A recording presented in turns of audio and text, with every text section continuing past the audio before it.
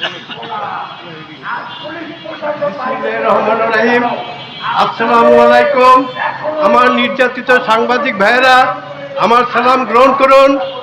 আমরা বারবার প্রত্যেকটা সরকারের কাছে আমরা সাংবাদিকরা নির্যাতিত হয়ে আসছি। বিভিন্ন সময় বিভিন্নভাবে আমরা নির্যাতিত হয়ে আসছি, কিন্তু আমাদের এই সাংবাদিকদের কোনো বিচার এখনো পর্যন্ত হয় নাই। যেমন হয় নাই সাগর রুনির বিচার, এমনইভাবে আমাদের সমস্ত সাংবাদিকরা আজকে নির্যাতিত হচ্ছে বিভিন্ন দপ্তর, অধিদপ্তর, বিভিন্ন জায়গায় বিভিন্ন নেতাদের কাছে। আমরা তীব্র প্রতিবাদ করছি। আজও কেন আমাদের সাংবাদিকরা নির্যাতিত হবে? আমরা দেশের কথা বলি, আমরা জনগণের কথা বলি, আমরা দুর্নীতির বিরুদ্ধে কথা বলি, কেন আজকে আমাদের এই নির্যাতনের শিকার হতে হবে?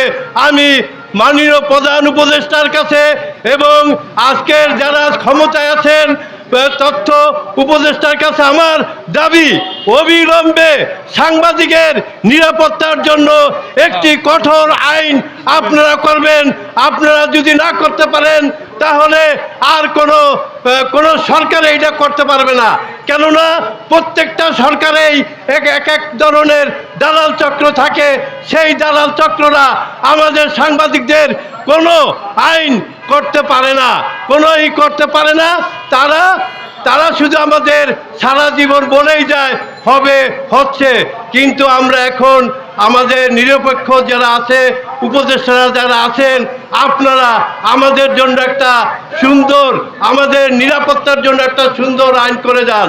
আপনাদের আমরা ভবিষ্যতে দেখব এবং ভবিষ্যতে আপনাদের কথা আমরা স্মরণ করে রাখব। আমিও নির্যাতিত হয়েছিলাম। আমি এই 5ই আগস্টের পরে একটি তথ্যের জন্য আমি নবাবগঞ্জ গিয়েছিলাম, নবাবগঞ্জ উপজেলায় গিয়েছিলাম।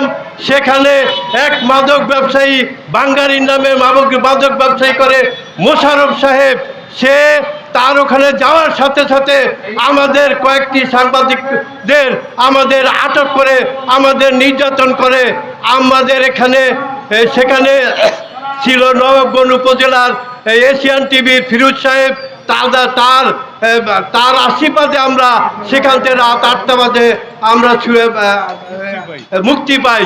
এরপর আমি প্রশাসনের কাছে বিচার দিয়েছি, উপজেলা ইউনিয়নের কাছে বিচার দিয়েছি, আমি বিভিন্ন দপ্তরে আমার লিখিত অভিযোগ দিয়েছি, কিন্তু কোনো কিছুই বাস্তবায়ন হয় নাই।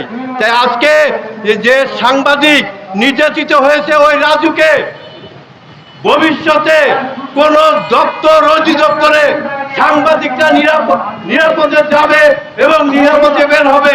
কোন সাংবাদিকের উপর যদি কোনো নির্যাতন হয়, কোনো জুলুম হয়, আমরা সমস্ত সাংবাদিকরা একত্রিত হয়ে আমরা তার প্রতিবাদ করব এবং আমরা যে প্রয়োজন আমরা রাস্তায় আরো বড় ধরনের আন্দোলন করব।